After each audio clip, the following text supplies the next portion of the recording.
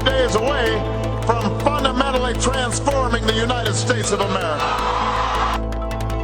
The middle class has been buried the last 4 years. When Congress refuses to act, and as a result hurts our economy and puts our people at risk, then I have an obligation as president to do what I can without them. But ultimately, I think somebody said the other day, I am president, I am not king. I can't do these things just by myself. We have a system of government that requires the Congress to work with the executive branch to make it happen. I'm committed to making it happen, but I've got to have some partners to do it. In the absence of any immigration action from Congress to fix our broken immigration system, effective immediately, the Department of Homeland Security is taking steps to lift the shadow of deportation from these young people. All the stuff they asked for, we've done. But even though we've answered these concerns, I've got to say, I suspect there's still going to be some who are trying to move the goalposts on us one more time. You know, they said we needed to triple the Border Patrol. Or now they're going to say we need to quadruple the Border Patrol. Or they'll want a higher fence. Maybe they'll need a moat.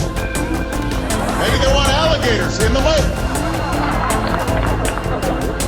They'll never be satisfied. They're going to be paying attention to this election. And if Latinos sit out the election, instead of saying we're going to punish our enemies and we're going to reward our friends who stand with us on issues that are important to us,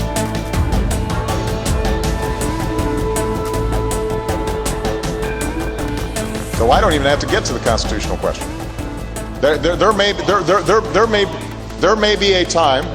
There may be a time in which there was a serious question as to whether or not the War Powers Resolution Act was constitutional. I don't have to get to the question.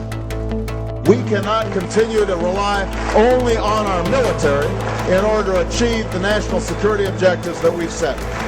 We've got to have a civilian national security force that's just as powerful, just as strong, just as well funded.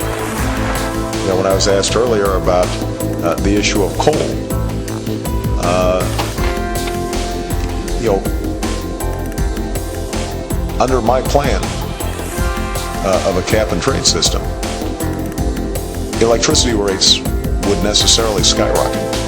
Even, you know, regardless of what I say about whether coal is good or bad, because I'm capping greenhouse gases, coal-powered plants, you know, natural gas, you name it, whatever the plants were, whatever the industry was, they would have to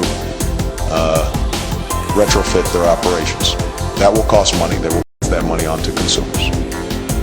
So if somebody wants to build a coal-powered plant, they can.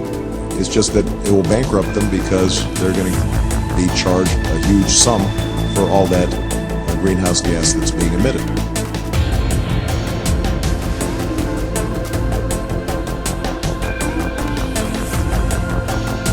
They are. So could these high prices help us? I think that I would have preferred a gradual adjustment. The fact that this is such a shock to American pocketbooks is not a good thing.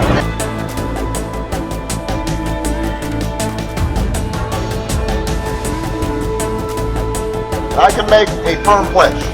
Under my plan, no family making less than $250,000 a year will see any form of tax increase. Not your income tax, not your payroll tax, not your capital gains taxes, not any of your taxes. In exchange, you are now part of a big pool. We've driven down the cost. We've done everything we can, and you actually can afford health insurance. But you just decided, you know what, I want to take my chances. And then you get hit by a bus, and you and I have to pay for the emergency room That may care. be, but it's still a tax increase. That's not true, Georgia. But it may be fair, it may be good public policy. No, but George, you can't just make up that language and decide that that's called a tax increase. Any more?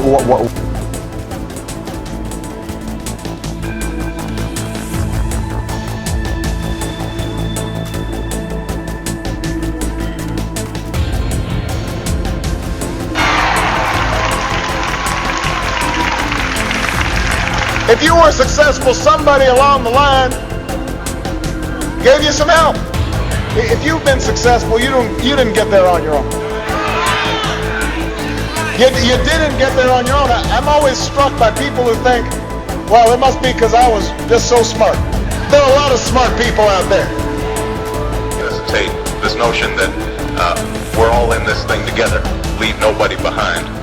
We do have to be innovative in thinking what are the delivery systems that are actually effective and meet people where they live. And my suggestion, I guess, would be that the trick, this is one of the few areas where I think there are technical issues that have to be dealt with as opposed to just political issues.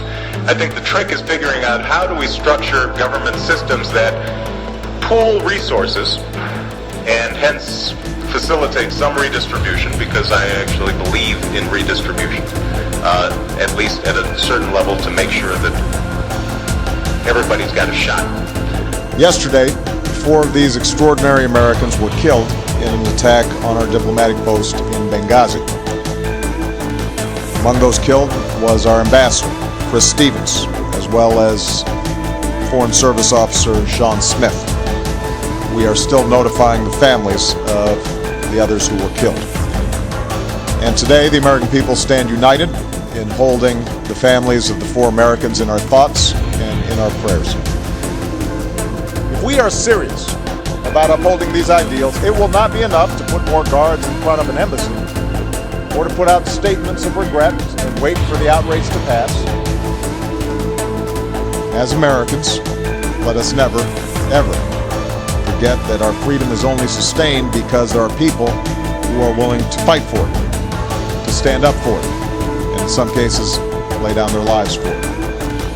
Our country is only as strong as the character of our people and the service of those, both civilian and military, who represent us around the globe.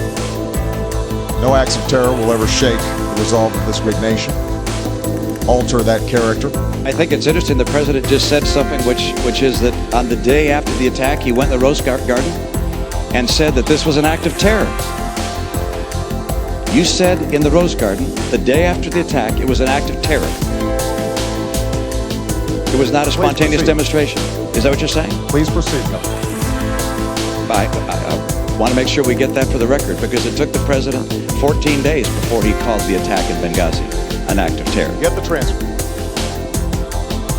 That is what we saw play out in the last 2 weeks. It was a crude and disgusting video. It sparked outrage throughout the Muslim world.